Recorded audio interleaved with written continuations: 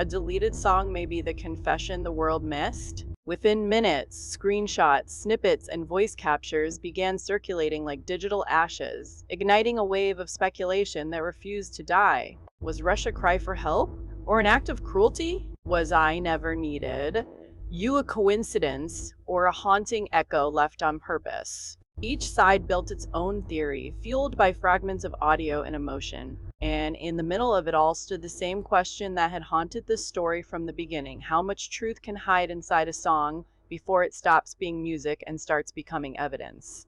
The comment sections turned into confessionals, thousands of strangers debating guilt and grief like jurors in a court that never sleeps. What do you think about this?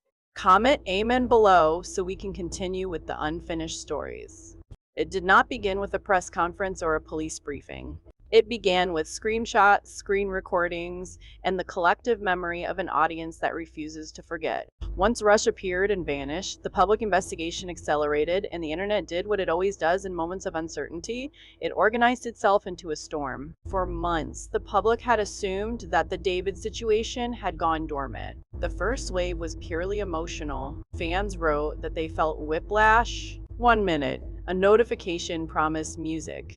The next minute, absence. But the second wave was analytical. Timelines were rebuilt, lyrics were transcribed, and prior clips of David's voice were set against new fragments pulled from the BandLab upload before it disappeared. The pattern that emerged was not linear, but it was persuasive to those who wanted answers. People were not just reacting to a song, they were responding to a sequence of vanishing acts. Two narratives formed almost immediately. The first framed Rush as a private outpouring that leaked, a fragment of grief never meant to be public, hastily withdrawn when the consequences became clear. The investigation into Celeste's death had slowed, the headlines had faded, and those who once demanded answers had moved on. This group emphasized compassion and artistic privacy.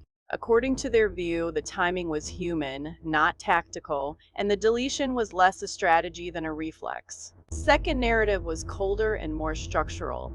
It suggested that Rush was a pulse check, a way to test the room without assuming responsibility. Upload, measure the reaction, erase the footprint, rinse, repeat. To that audience, the deletion looked less like vulnerability and more like management. Then I never needed. You took center stage. The faint female voice shifted the conversation from feelings to ethics. Those who heard it described the texture as unsettling, precisely because it felt unvarnished. Yet Rush reopened every wound.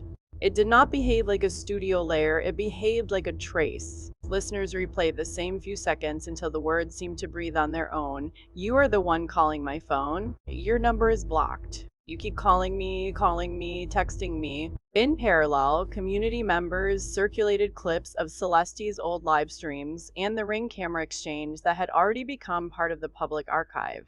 Side-by-side edits proliferated. The cadence aligned, the breath aligned, the tension aligned. No official statement followed. The timing felt too deliberate, too symbolic. Silence is not neutral in a media avalanche. It has weight. It leans the scale.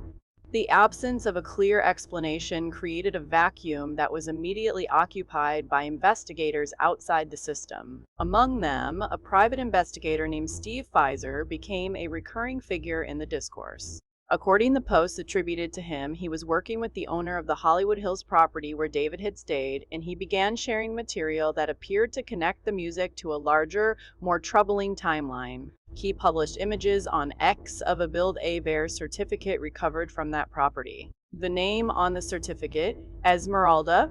The date, April 21, 2024. That date mattered because it intersected with multiple threads.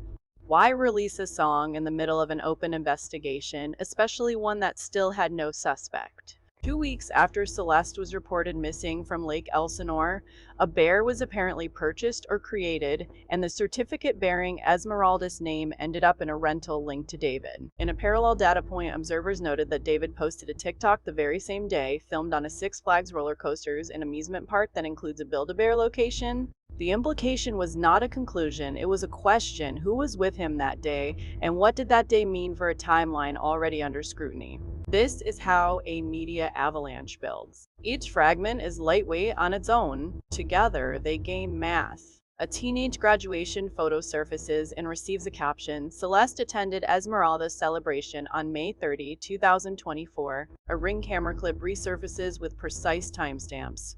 A house inventory leaks in fragments. Farm tools where such tools make little contextual sense. Prescription bottles labeled for opioids that may or may not have been legally possessed.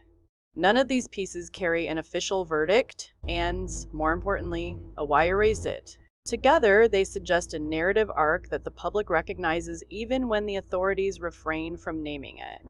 The psychological pressure of this phase is unique to the digital era. Before social platforms, rumor burned hot and died out. Now, rumor evolves into participatory analysis. People run waveform comparisons in freeware, archive links in community folders, and track edits in collaborative spreadsheets that feel like living documents. They quote lines from Rousseau. Say you love me, then you say goodbye.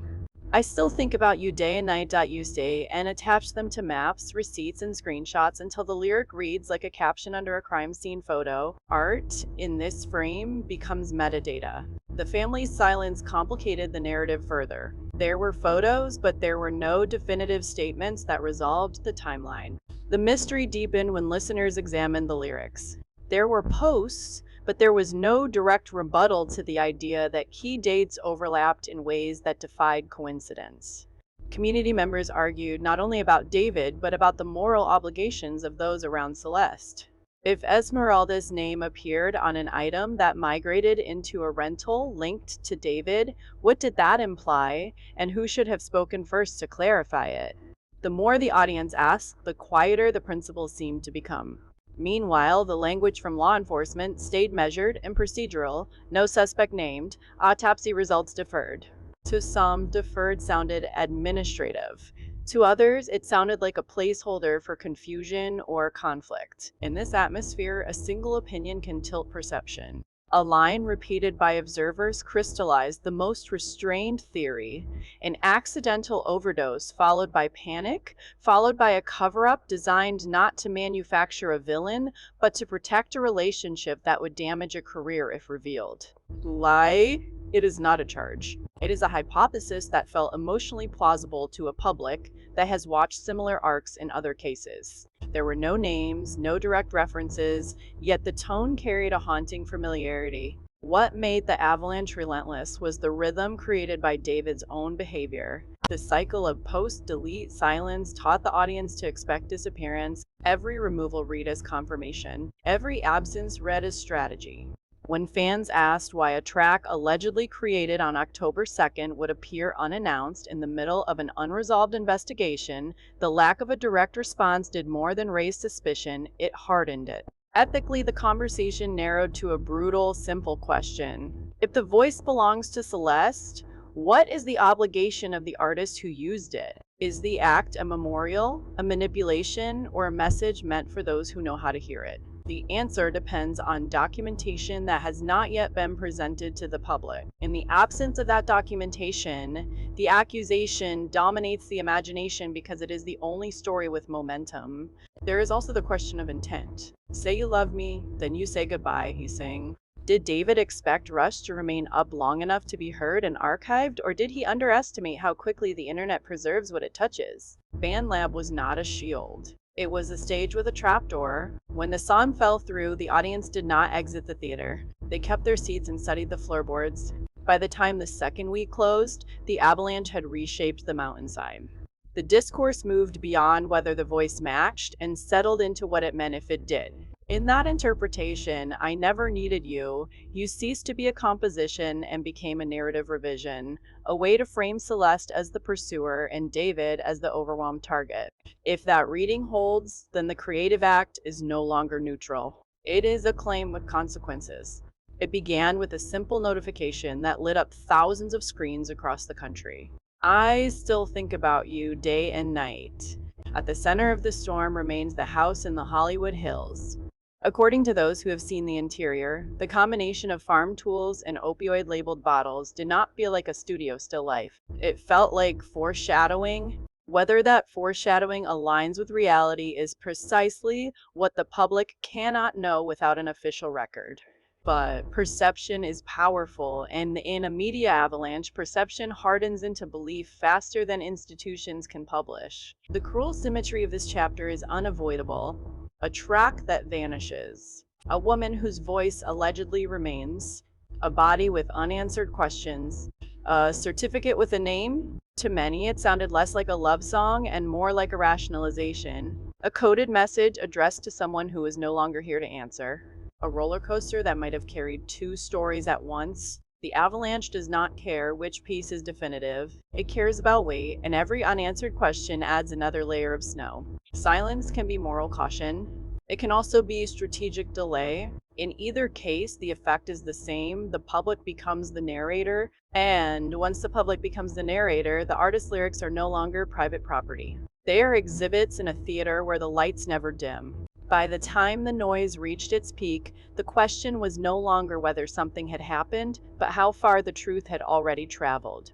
What began as an analysis of a song had transformed into a case study in perception, a portrait of how guilt can shape itself into a narrative even before evidence is confirmed. Each line felt heavy, as if it were written not to seduce, but to confess. For David, the silence that once shielded him was beginning to sound like a verdict. The pattern of discovery followed a rhythm familiar to investigators and storytellers alike. At first, there is an artifact, the deleted track. Then comes the Tracy's, the voice. Finally, there is the scene, the house. Each piece demands interpretation, and together they begin to construct a version of events that no one has yet officially endorsed, but everyone can recite. Inside that Hollywood Hills rental, investigators documented objects that looked ordinary in isolation but ominous in context. Farm tools stacked in a garage where no garden existed. Prescription bottles labeled for opioids that may or may not have been legitimately prescribed. A certificate from Build-A-Bear bearing the name Esmeralda recovered among the personal effects that remained after David moved out. What made the story explode beyond fandom gossip was the discovery buried in another of David's tracks, I Never Needed You. Each detail felt mundane and yet misplaced, as if each object had wandered into the wrong story. The prevailing theory at this stage was hesitant but consistent. According to those close to the investigation, the working hypothesis was that Celeste's death may have begun as an accidental overdose. What followed, in this interpretation, was not malice but panicking, a sequence of terrible decisions made in the shadow of fear. If that were true, the subsequent silence from everyone involved could be read as self-protection rather than cruelty. It could also be read as complicity. This explanation, however, satisfied no one completely. An overdose might account for tragedy, but it did not explain the details that persisted, like static, the overlapping dates, the TikTok video at Six Flags, the bare certificate, the faint voice embedded within I Never Needed You. Each time one theory seemed to settle the noise, another piece of information unsettled it again. It was Steve Pfizer, the investigator who had been posting fragments of his findings online, who put the unease into words. Amid the layered production, a faint female voice emerged, soft, almost ghostly. In a recorded statement, he observed that the timeline lined up in a way that feels less like coincidence and more like choreography. He did not accuse. He did not claim certainty. He simply described the sensation that everything fit too neatly, that every loose thread seemed to lead back to the same narrow space between confession and concealment. Within that space, David's songs began to sound different. The repetition in Rochelle, "Do not want to waste your time, AR," took on new meaning. It no longer felt like a plea to a lover. It felt like an apology to the audience, a coded acknowledgement that he knew the world was waiting and that he had nothing new to offer except avoidance. The song's deletion was reinterpreted as an act of self-erasure, a way to bury evidence without realizing that in the digital age, deletion is only an invitation for others to dig deeper. Music critics who once praised his emotional transparency now spoke of narrative control. When fans compared it to Celeste's old live stream and that viral Ring camera video, the match was chillingly close. According to one analysis, every public movers, the upload, the deletion, the absence functioned like verses in an unfinished confession. In that view, Rush was not an outburst but a message to those who understood context. I Never Needed You was not an accident but an edit to history. The media landscape, exhausted but unsatisfied, turned its focus to the moral geometry of the case. If art can outlive intention, then who owns the meaning once the artist refuses to explain it? The idea that David might be both author and subject of a self-written indictment fascinated observers. His defenders pointed to grief, arguing that guilt does not prove crime. His critics countered that even if his hands were clean, his silence had blood in its tone. Amid this debate, a pattern of metaphor began to form around one phrase: the house, the house. The Hollywood Hills home had become more than a location. It was a symbol of containment, the physical space where private behavior intersected with public curiosity. The cadence, the pauses, even the breath between phrases. Those who had visited described it as eerily quiet, half-furnished, as if frozen mid-departure. To the audience, it became the stage where the deleted song was performed in reverse, melody turned into evidence, confession into rumor, sound into silence. This is where the story reached its darkest hour. It was not a revelation or an arrest that marked it, but a realization that perhaps there would never be a clear conclusion. The authorities spoke of pending results, the family spoke of privacy, and the public continued to fill the void with speculation. The more information surfaced, the less definitive it seemed. Facts blurred into interpretations, and interpretations hardened into belief. Yet within that uncertainty lay the emotional core of the narrative, the transformation of grief into obsession.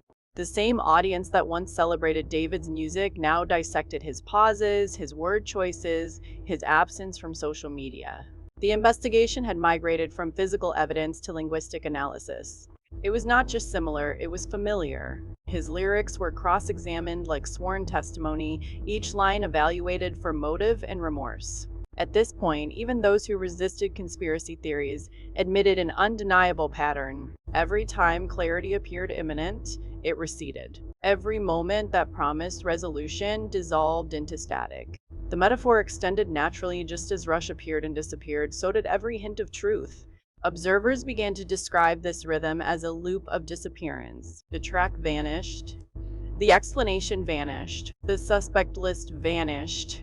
The only constant was the voices, hers and his, circulating endlessly, replayed by strangers who did not know either of them but felt compelled to listen again, as if repetition might yield revelation. The voice of a woman who, according to official records, could no longer speak. Fizzer, in his final public statement before withdrawing from the conversation, summarized it with restrained precision: every disappearance tells a story about what someone is trying to protect. Those words lingered. They did not accuse, but they suggested inevitability. Protection implies possession. Possession implies knowledge. Knowledge implies accountability. In that sense, the story had already arrived at its climax, not through confrontation, but through exhaustion. The public did not need a confession anymore, it had constructed one. As the noise began to settle, the image that remained was not of a musician or a victim, but of two voices entangled across time. One silenced, one refusing to speak. The paradox felt complete. By that point, speculation evolved into accusation. A song had vanished, but its echo remained, repeating a question that no one could answer and everyone could hear. When art becomes evidence, can truth still be found in silence? In the weeks that followed, the noise began to fade, not because the questions had been answered, but because fatigue replaced curiosity. The online investigation slowed, hashtags thinned, and the story dissolved into the steady rhythm of digital forgetting. What remained was not clarity, but residue, a sense that something essential had happened and yet remained unnamed. For David, there was no formal statement, no definitive resolution. His music accounts stayed dormant, his public appearances absent. The last public trace was still the same fragment of sound, half song and half confession, repeated endlessly in fan compilations and analysis videos. Each replay carried the same paradoxical effect. The more often people heard it, the less certain they were of what they were hearing. The line between art and evidence had grown too blurred to separate. In this stillness, a different kind of narrative emerged. For a brief, chaotic hour, fans believed that Davidus, an artist already shadowed by scandal, had finally broken his silence. Was it a sample? Commentators began to speak less about guilt and more about culture. The machinery that transforms tragedy into content, that rewards speculation more than patience. The Rush case became a symbol not simply of one artist's silence, but of a generation's inability to leave silence alone. The public had turned grief into algorithm, empathy into data. It was not malicious. It was mechanical, and yet beneath all the interpretation, one theme persisted: the weight of responsibility that accompanies influence. Every lyric, every post, every deletion became a choice with consequences far beyond intention. Whether David meant to confess or to mourn, the result was the same. The story escaped his control. Once a song leaves the studio, it no longer belongs solely to its author. It becomes collective property, a mirror for the fears and suspicions of those who listen. A tribute. Law enforcement continued its procedural language. Deferred, under review, no updates. The words felt less like information and more like punctuation marks in a narrative without a closing sentence. The Build-A-Bear certificate remained an artifact of speculation, its meaning both too small and too large to define. Steve Pfizer withdrew from public commentary. The family maintained privacy. The audience returned to other stories, but each return carried an echo of this one, a reminder that some mysteries do not conclude. They simply settle into the background hum of collective memory. Pops? That is the lasting lesson. In an age where everything is documented, deletion becomes a form of communication. Silence becomes the loudest statement. Or something much darker, an echo of guilt masked as art. A missing voice becomes evidence of presence. The story of Rush may never find a definitive end because it was never about proof. It was about perception, about how people fill the spaces between fact and feeling. And so the narrative rests, unresolved but unforgettable. A deleted song, a vanished girl, a man suspended between guilt and grief. The story remains in circulation, replayed by strangers who do not know them but cannot stop listening. Because deep down, every listener recognizes the sound of unfinished truth. Whatever really happened that night, it is still out there, sitting in silence, waiting for someone brave enough to finally say it out loud. The silence from David's camp only fueled the fire. Every time he refused to explain, the internet filled the void with new theories, screenshots, and timelines. The once respected musician was no longer a creator in control of his art, but a suspect trapped within his own lyrics. But behind the glamour and the excuses, what mechanisms are really driving this crisis? We will analyze every detail, from the initial mistakes to the irreversible damage, to see how the entertainment world works and how an icon is redefined. In every scandal, there is a moment when silence begins to sound like confession. For David, that moment arrived not through an interview nor a press statement, but through melody. The title of the track was Rush. The song Rush did not feel like a comeback. It felt like a relapse. Created on October 2nd, uploaded quietly to BandLab, and deleted within minutes, it became the most fleeting AIMS, and yet the most haunting AIM chapter in his career. Listeners who managed to hear it described it as stripped, almost unfinished, like a private demo that was never meant to see the light. There were no grand instrumentals, no cinematic buildup. Just his voices, fragile, restless, and trembling between guilt and denial. He sang of hesitation, of someone who wanted more from him, and of his need to pull away. Say you love me, then you say goodbye. I still think about you day and night. The phrasing felt too intimate, too recent, too close to the wound everyone was still talking about. It appeared on BandLab without warning. No teaser, no promotion, no context. To his critics, it sounded like an apology wearing the disguise of poetry. To his supporters, it was an artist grieving in his own way. But to those who knew the story of Celeste, it was something else entirely, a potential confession wrapped in rhythm and rhyme. The public was not ready to forgive. The investigation into Celeste's death was still open, her autopsy results still deferred. Every detail of Rusha, its timing, its tone, its disappearance suggested something unresolved. And when fans began dissecting the lyrics line by line, they found patterns too coincidental to ignore. The repeated phrase, "do not want to waste your time," echoed like a mantra, as if David were not convincing anyone else but himself. The digital autopsy began instantly. Online forums became crime boards, and every user turned into an analyst. And then, almost as suddenly as it had appeared, it was gone. Spectrograms of Rush were uploaded. Tempo, pitch, and metadata were examined frame by frame. The question was no longer, what does the song mean?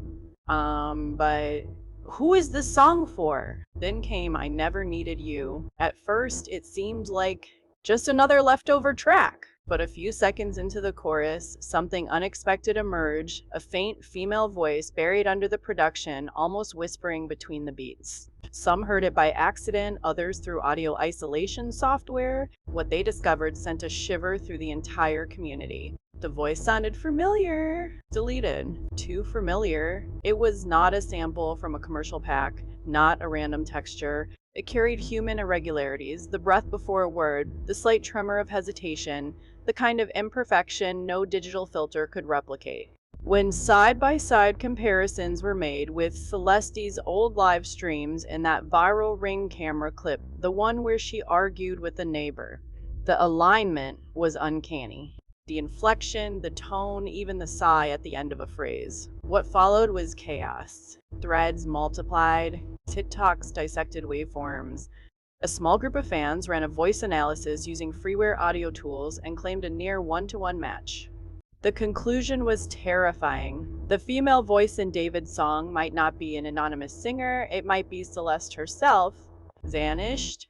This discovery reframed everything. Suddenly, Rush and I Never Needed You were no longer songs, they were evidence. Each line, each beat was reinterpreted through a darker lens. You keep calling me, texting me. The faint voice said in the background, echoing the same cadence Celeste used in that infamous argument video. To many, it sounded like he was rewriting their story, twisting it to portray her as the obsessive one. What once was art now looked like manipulation. And David's silence only amplified the suspicion. He did not confirm it was her voice. He did not deny it either. No statement, no acknowledgement. But what disappeared from the app did not disappear from memory.